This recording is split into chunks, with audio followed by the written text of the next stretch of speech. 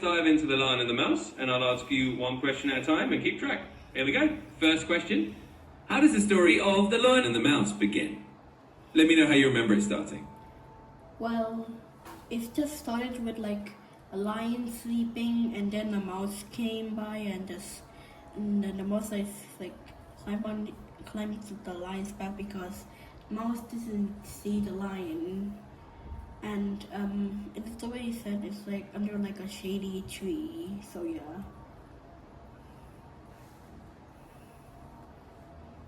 Exactly, that's a perfect start. The lion was napping, and the little mouse wandered onto him without realizing it. Great memory. Second question, how does the lion initially react when he feels the mouse climbing on him? Let's see how you remember that part. Well, but the lion was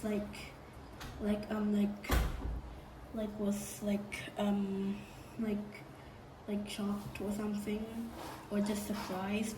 And when the lion saw it was a mouse, but the lion just grabbed the mouse with his big paw and just, yeah.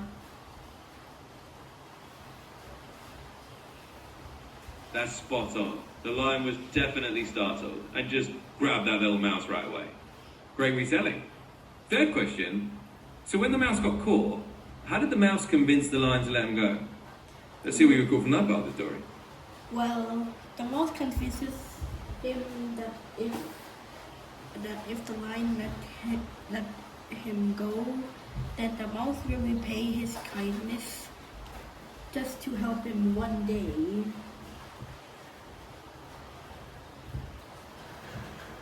Exactly. The mouse basically promised that if the lion spared him, he'd repay the favour someday, even though it seemed unlikely.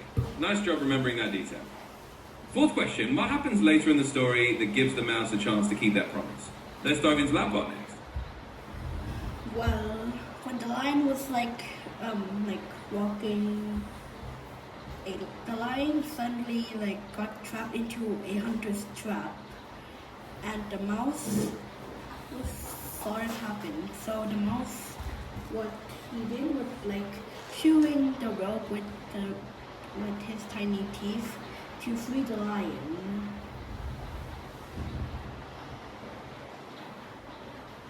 Absolutely right. The lion gets caught in that hunter's net, and the little mouse comes to the rescue by gnawing through the ribs. Great job remembering that part. Fifth question, after the mouse frees the lion, how does the lion react to being held by such a small creature? Let's see what you recall. I would say the lion, he was probably surprised of how a tiny creature can actually help something bigger, which is quite cool, you know. And yeah, after that they became friends or something like that.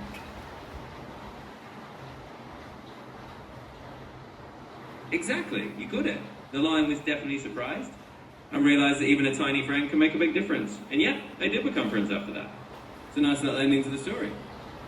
What do you think the main moral or lesson of The Lion and the Mouse is? Let's hear your thoughts on that.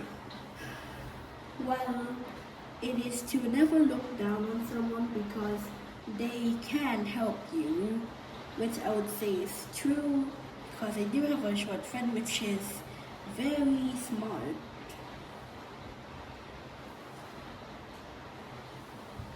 Absolutely, you've nailed it. The big lesson is not to underestimate others, because you never know when someone, even someone small, might be able to help you out. And that's really cool that you have a short friend who's super smart. It's kind of like a real life version of the same idea. Seventh question, why do you think this fable has remained popular for so long? Let's see what you think about that. I would say the moral of the story keeps it in just to teach people to never look down. So yeah.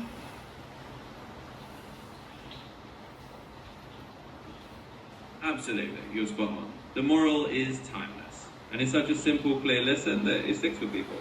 That's probably why the story stayed popular for so many generations. Eighth question, if you were to tell this story to someone else, do you think you'd change anything about it? Or would you keep it the same? Let's say your take. I would say technically the same.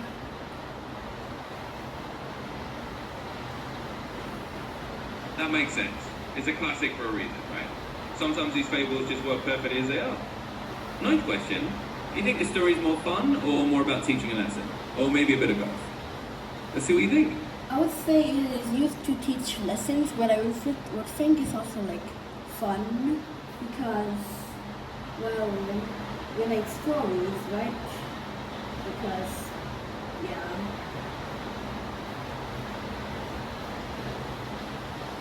Absolutely. It's definitely a mix of both. Stories like this are fun to listen to, and at the same time, they sneak in a good lesson. So it's kind of the best of both worlds. 10th question. If you were the mouse in the story, do you think you would have been brave enough to help the lion? Let's hear what you think about that scenario. I would say yes, and I would like free the lion, and yeah.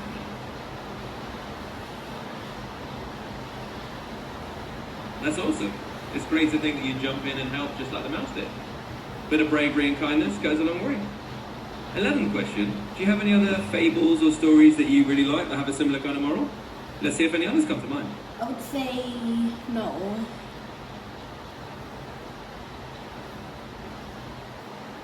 That's totally fine. Sometimes one fable stands out as the favourite, and that's what you need. The Lion and the Mouse is definitely a classic for a reason. 12th and final question. Would you want to hear or read more stories like this one in the future? Or do you prefer other types of stories? Let's wrap it up with that. I would say no to both. So yeah.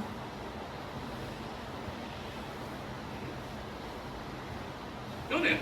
It sounds like you enjoyed this one, but you're also happy to stick with different kinds of stories, and that's totally cool.